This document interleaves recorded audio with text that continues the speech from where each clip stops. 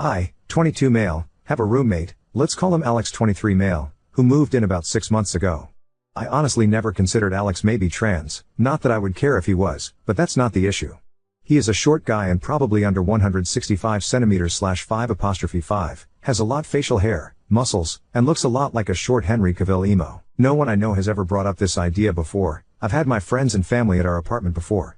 This is really the part that gets to me because my mom is extremely against any gay people, and if she sensed anything was up she would have caused problems right away.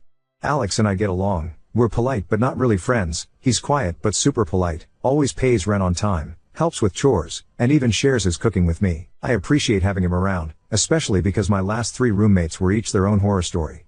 The issue came up when my girlfriend, let's call her Sarah F28, came over one day. Alex was shirtless. To clarify, I forgot to tell Alex that she was coming over, and she noticed the scars on his chest. After that she was quiet and short with me her entire stay there. When she got home, she blew up my phone, asking why I had a female living with me. I was confused and asked what she was on about. She says that she knows that his scars are from top surgery and that he is short, so he has to be trans, and a born female. I tried to explain that even if Alex is trans or a born female that there is no way I'd be attracted to him because to any person who looked at him, you would see a freaking guy. Plus he's respectful and doesn't cause drama like my last roommates, which she knows about. Just to be clear, I honestly still have no idea if Alex is even trans. I googled it, and those scars could be from some other surgery. Like heart surgery or gynecomastia. And I really don't have an argument for him being short, but there is a lot of short men. At first Sarah wanted me to just ask Alex if he was trans, which why the fuck would I do that, or give her his last name so she can run a background check. I said no to both. Then she said this was a violation of trust and that if I didn't either find out that Alex is trans, and kick him out, or just kick him out that she would have to reevaluate things. Basically threatening to break up. I said I don't do ultimatums and that we're done. Since then, she's been messaging me every single day for over 2 weeks, even after I blocked her on everything because she wouldn't leave me alone, pissed that I wouldn't do this small thing for her. She ranges from, "Are you fucking him? Let's just talk, why can't you at least give me closure and ask him?" to the most recent her telling our mutual friend about the situation. Our friend wants nothing a part of this shit show. I didn't feel bad at first, but after talking about it online, I've had some people say I should have just asked my roommate if he was indeed trans just to keep the peace, or that I shouldn't have essentially picked my roommate who I've only had for about 6 months over my girlfriend of 5 years. I wonder if I'm being unreasonable. I legitimately do not see how any straight dude could find Alex attractive, personally, but maybe I should have done something just to keep the peace. TLDR, my now ex-girlfriend thinks that my roommate is trans, told me to find out for sure or kick him out. I refused and broke up with her. Ida? Edit, to answer some questions, did you break up with her? Yes. During the text conversation we broke up. I always told her I had one rule, that I don't do ultimatums. If she were to say choose X or me that I would leave. I put up with a lot of shit verbal and physical, but I don't put up with that kind of BS. Ages? I was 17 and she was 22-23 when we got together. It's been a long time so I'd have to look back to make sure. But yeah, I was for sure 17. We got together the day I turned 17, our anniversary is my birthday. We couldn't get together before then because of the age of consent in my state, which I get now is really fucked up.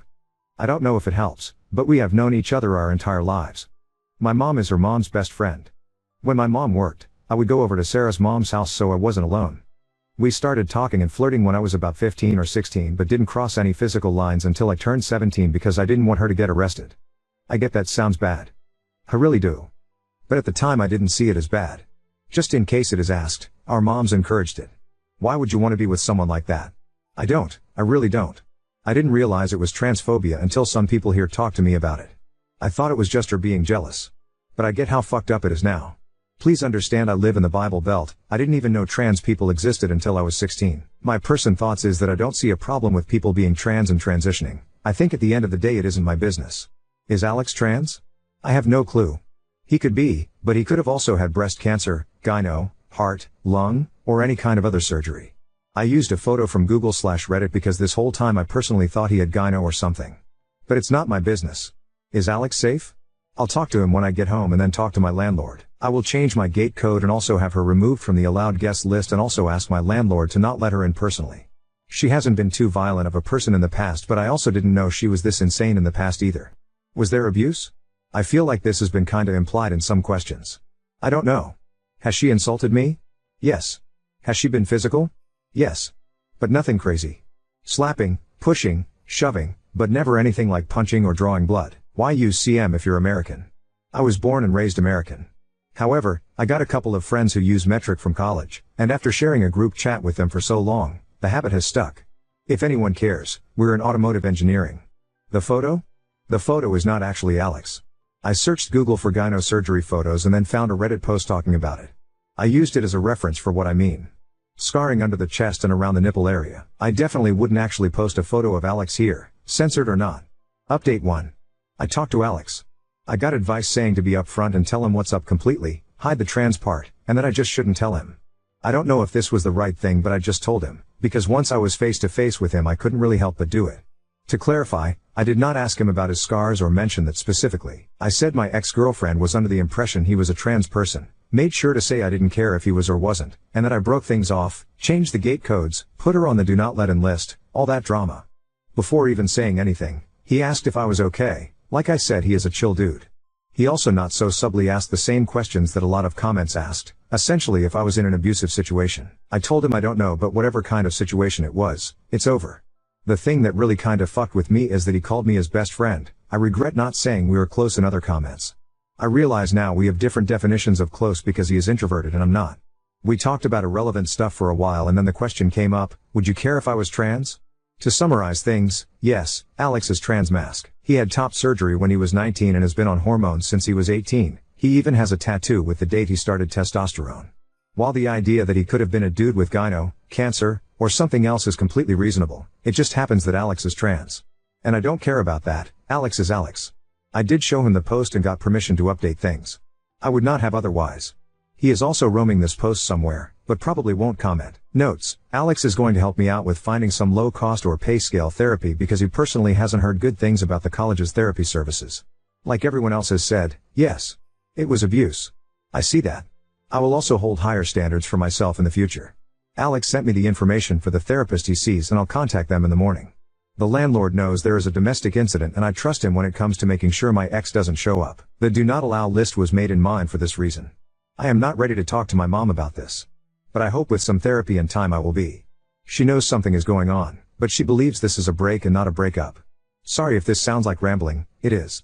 This has been a rough couple of weeks, my brain is fried and I'm tired. Keep in mind, I'm still a full-time student during this.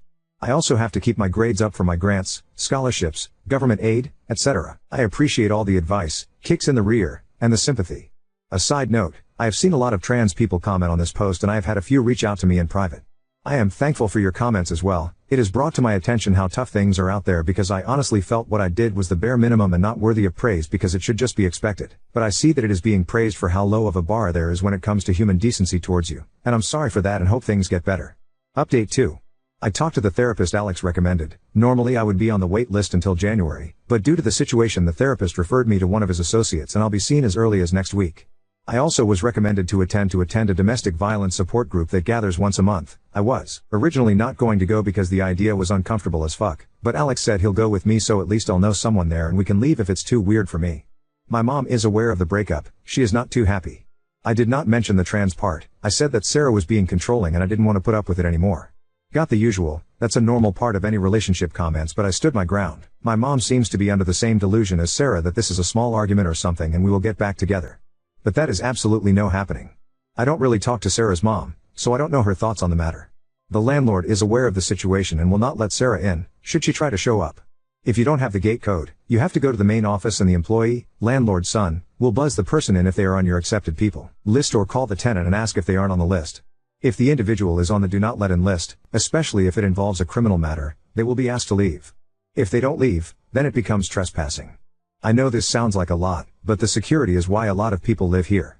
Notes after reading some comments: I am sorry for trivializing my abuse, it still feels weird to say abuse, but I do know that it is abuse. Slapping, pushing, and shoving is physical abuse, and if another person came up and told me their partner was doing that, I would call it abuse.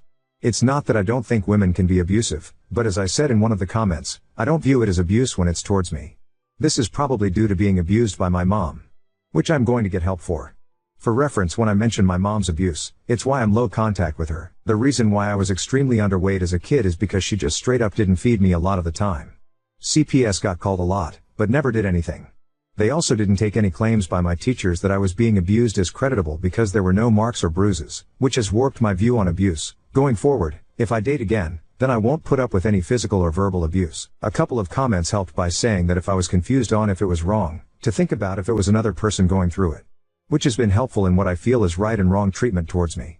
After a lot of talking, it turns out Alex and I have been friends this whole time, but because I've never had an introvert friend before, I didn't exactly realize. Alex says he didn't want to annoy me by trying to chat with me all the time, which ironically is what I was feeling. Now we're going to hang out more and he is trying to get me to join the D&D game he is in. Update 3.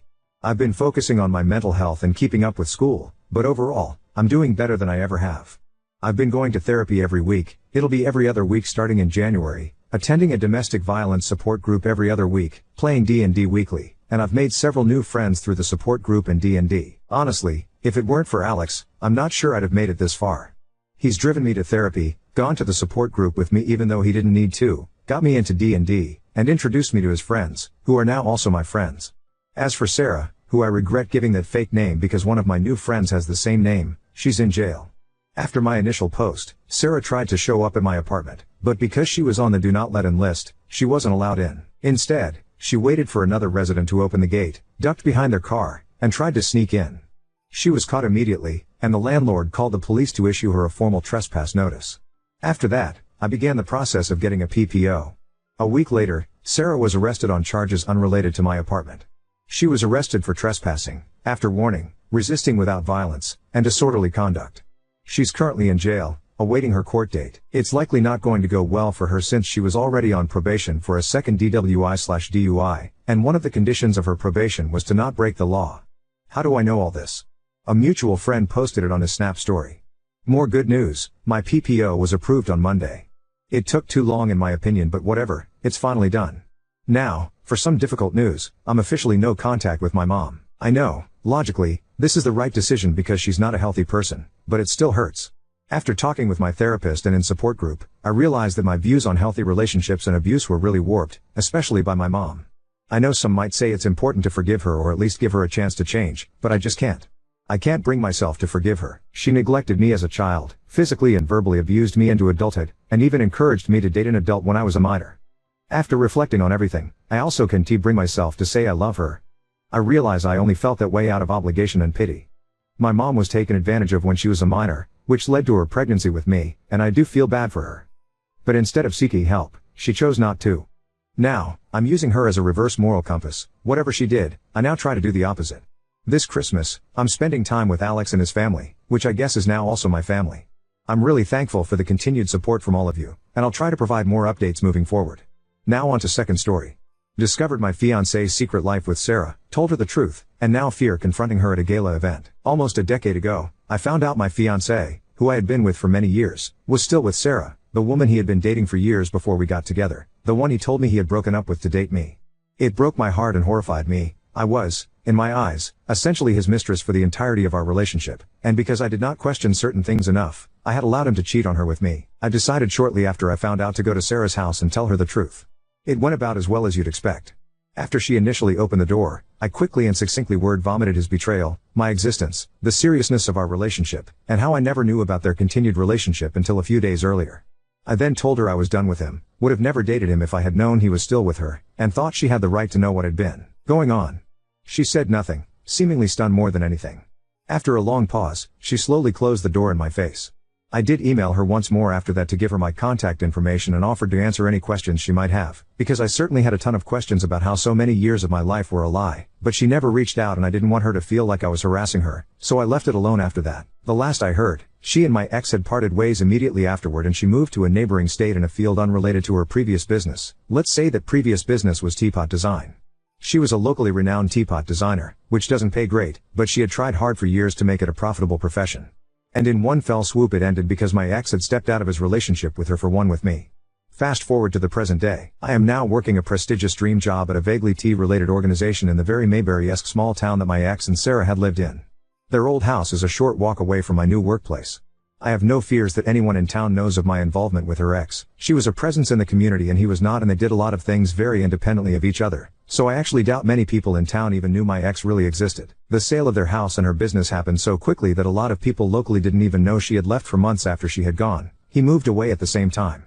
However, people in the area still know Sarah and remember her skills as a teapot designer fondly. A few weeks ago I was meeting with a board member of mine over a tea-related project complete with a gala and on-site teapot designing station. He mentioned the possibility of bringing notable teapot designers into work during the party to add to the experience and specifically name-dropped Sarah. I was very much caught off guard, and tried to recover by casually asking, "Oh, I thought she had moved out of state a few years back?" And then that's when I got to hear my board member give me the Spark Notes version of what I already knew. Yeah, things didn't work out with the guy she was dating. He was cheating on her, and she left, but she still comes back from time to time. She's giving some design classes at local nonprofit in a few months. The proposed gala may not happen. This board member tends to come up with grand ideas that don't always pan out, or may not happen in the way my board member pictured it. However, the whole interaction has sent me spiraling and unlocked a new fear in me, meeting the person whose personal and professional life I ruined in my work setting. If my board member's plan does go through, and a gala is organized with Sarah in attendance, what should I do? In my role at this organization, I'm most likely going to be in some form of contact with her at such an event. My last name has changed since we met, but she will probably still recognize my face despite the fact that I've aged a bit since our only face-to-face interaction. I also have no idea how she feels about me after all this time. I don't know if she blames me for what happened and harbors resentment towards me. From the little I know of her, I don't think she would cause a scene, but I simply do not know. Should I pretend I'm just meeting her for the first time? Do I have a responsibility to share the situation with my board member and my boss in case something happens during any interaction with her, or to get them to help me stay away from her? Should I just try my best to just avoid her without explanation too? Anyone? I never thought I'd have to deal with my ex's ex in a workplace setting. The relationship with my ex was very traumatic, and not just because of what happened to Sarah. It took me years of therapy to deal with the fallout of that relationship. This new potential situation is giving me nightmares. Update 1. So I decided to let it go. About 3 months after my letter was published, in a similar meeting with my boss and the same board member, the board member brought up Sarah again, as a designer for the gala that may or may not happen in the future for the project we are working on. And he repeated the conversation almost verbatim, that Sarah had been cheated on and left the area, but came back. I finally asked him how he knew Sarah was back in the area, and she said she moved back to major city over an hour away, and was running a few designing classes at a local nonprofit, which I confirmed on their website. After the meeting ended, I asked my boss if she had a minute, and I calmly, professionally laid out the situation of one of the most traumatizing events of my personal life, giving my boss only the relevant details, and expressing my concern over Sarah seeing me, that I didn't know how she would react. I could remain professional, but it might be best if I had a back-of-house role if this project did move forward. My boss suggested that we go with another designer for the project. However, I didn't want to take any work away from Sarah. My boss reassured me by saying, "It's not board members' decision who we pick if we even do pick a designer." She also guessed that he was so fixated on Sarah because his wife had taken private lessons from Sarah in the past. There are plenty of other designers in the area, and if we even do this project, it's up to event staff for scheduling any designers, not a board member. And, also, we weren't even at that stage yet. Then she commented on me having a better catch with my husband, who everyone in my job knows and loves. She didn't know my ex personally, but she had heard things about him based on the breakup with Sarah. So, based on no actual research but hearsay, I think Sarah moved back to our state a little while ago, but is well over an hour away from this small town. I believe she is still working in the job she picked up after she left here, and is doing design on the side with her old contacts in this area. Maybe one day she'll move back to the area, but with housing prices the way they are, I doubt that will be anytime soon. And even if it is, she has every right to move to this town, and I have every right to work here. A few weeks after this meeting, I was pulling out of the parking lot of my local grocery store when I saw my ex. He did a double take. My car is very conspicuous. I had just bought it weeks before we broke up, and then started smiling and waving as if we were old friends. I had sunglasses on and pretended not to see him, but it sent me spiraling. That grocery store is not exactly one along a major route, it's mostly a neighborhood grocery store, which means he most likely lived nearby. I don't know if it was healthy, but I looked up property records in our county using his name. Turns out he bought a house 1.5 miles away from me a year after my husband and I bought our house. He's literally within walking distance of my home. Is it a coincidence? Probably, but I still feel so violated. He took so much away from me in the 10 years we were together, and for several years after that. He chased me out of a non-profit I loved that we both volunteered at because he wouldn't leave me alone to do my own thing there, kept trying to be friends and kissed me when we were doing a task alone. My response was to slap him. He has shown up to 2 previous workplaces under the guise of conducting business so I couldn't kick him out, and even sent an anonymous package to my house a month before my wedding with books that only he would have thought I would have liked. It was confirmed sent by him when he was confronted about it. I don't feel safe interacting with him, although I couldn't tell you what I am afraid of, exactly. He told me right after I broke up with him that he had sociopathic tendencies, and I don't really know what that means. I don't want to have to look over my shoulder wondering if I'm going to run into him at the store with my child. I don't want him anywhere near me or knowing anything about my life these days. But I also recognize that my spiraling, so long after our breakup, was only hurting me. I've been in therapy ever since. But I don't think I would have considered any of this as trauma without the wonderful commenters on this blog. And a special shout out to commenter Don't Send Your Kids to Hudson University for recommending the Something Was Wrong podcast. I'm on season 16 at the moment. It really did help me put my own experience into a kinder perspective, hearing similar stories of people who were emotionally and mentally abused and also struggled with letting go of these relationships. So, still feeling lots of shame about the situation and now aware that a man with sociopathic tendencies who thinks he did nothing wrong to me lives less than a 5K race away from me, but I'm trying to navigate through it.